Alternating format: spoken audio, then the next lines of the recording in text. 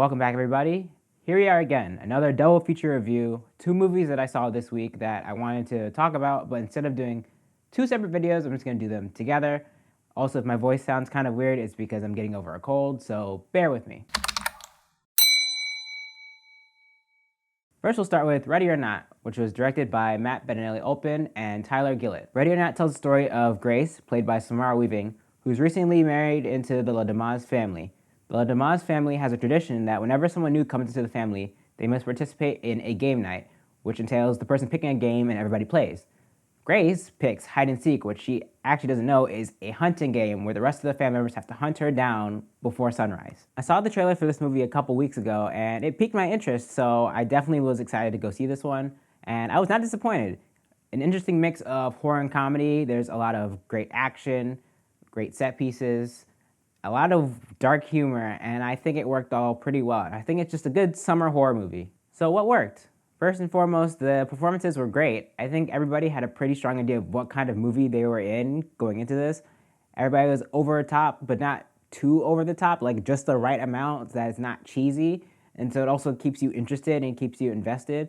I also think everybody did very well with playing on the whole premise of this game that they're playing and how each family member has a different viewpoint on it. Like, you could tell some people were conflicted about it, and some people were like all in, like, no, we gotta do this, we gotta kill this girl, whatever.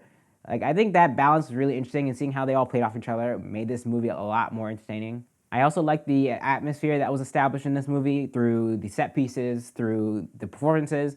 It's very, very suspenseful seeing Grace walk around this house trying not to get caught by these people, and they also break that tension sometimes through comedy where one of the family members messes up and they miss, or they accidentally do something they're not supposed to and they just goof around. And it's such a great mix of that horror and that comedy, so it's not like one overpowers the other. I think they achieved a good balance and were able to keep that suspense going the whole time. The action was great too. They had a lot of gore, like I said earlier, and the fight scenes are pretty good too. And it's awesome to see the different ways that they were able to use the surroundings, that Grace was able to use her surroundings to try and fight back against these people. And towards the end, it really just gets really wacky, and you almost don't know who to trust. You don't know how she's gonna make it out of this alive, but it just keeps you entertained. It keeps you locked in the whole time. What didn't work? Well, in this case, I wouldn't say it's something that didn't work. I think it's just something that kind of bothered me, and that was towards the end. There were certain character arcs that I think ended in a weird way that didn't necessarily make sense, but again, it didn't ruin the movie for me. It was still a good time. The verdict. I think Ready or Not was a good time. It was a very wacky horror movie, very weird horror movie, but it was just over the top enough for it to be entertaining but not cringy. It has great action, great suspense, some dark humor, so if you like any of that stuff, I definitely would recommend this movie to you. Next we have Good Boys, directed by Gene Stubnitsky, and stars Jacob Tremblay, Keith L. Williams, and Brady Noon. Good Boys tells the story of Max, Lucas, and Thor, three middle schoolers who are invited to a kissing party. None of them have experienced kissing, so they decide to spy on these two neighbor girls using Max's dad's drone. And this mission goes wrong because the girls take the drone, and so now the boys are on an adventure to try and get their drone back in time before Max's dad comes back from his work trip. The trailers for this movie also had me pretty pumped. It looked hilarious. It was also cool that Seth Rogen and Evan Goldberg were producers on this, so I expected a very raunchy summer comedy starring these kids. And I got that, but I did not end up liking it as much as I thought I would, and so I think I'm actually going to be in the minority on this review, but we'll get into it. So let's start with what worked.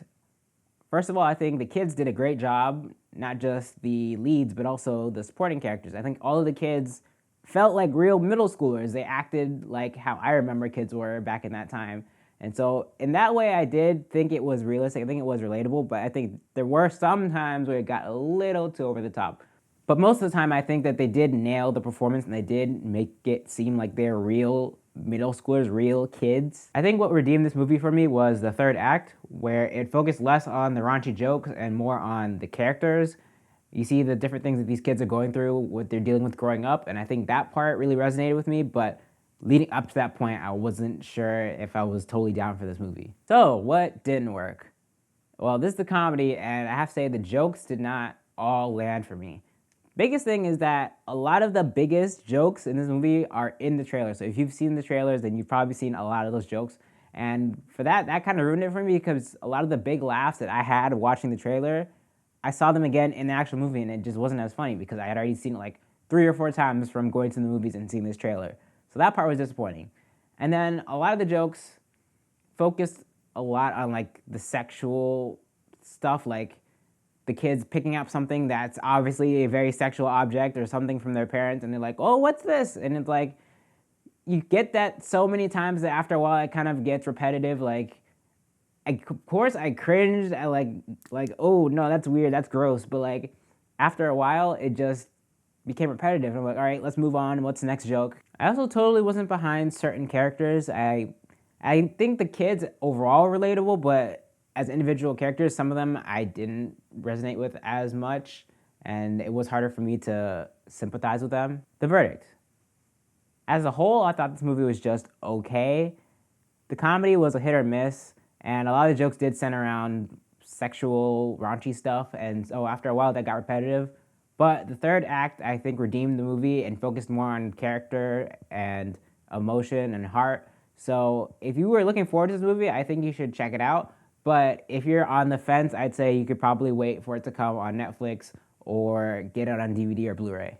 So have you seen Good Boys and Ready or Not? Let me know what you thought down in the comments. Also, don't forget to like this video, share it, and subscribe. I will see you in the next one.